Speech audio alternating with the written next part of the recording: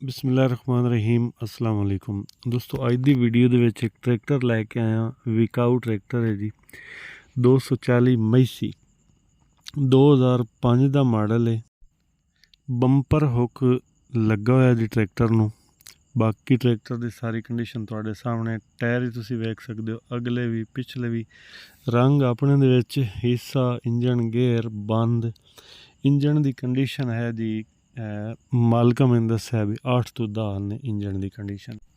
बाकी ट्रैक्टर उत्ते जितना एक भी रंग है अपने रंग दे विच खलोता है। ट्रैक्टर बड़ा साफ सुथरा ते चंगा प्यारा ट्रैक्टर है जी। अगर लोकेशन की गल की जाए तो ट्रैक्टर तुसीं वेख सकते हो जी, पीरमल जिला टोबा टेक सिंह। जिला टोबा टेक सिंह का इलाका है पीरमल। उत्थे तुसीं ट्रैक्टर वेख सकते हो जाके। बाकी कोई गलबात पुछण दसण वाली है तो मालिक का मोबाइल नंबर तुहाडी स्क्रीन उत्ते है जी।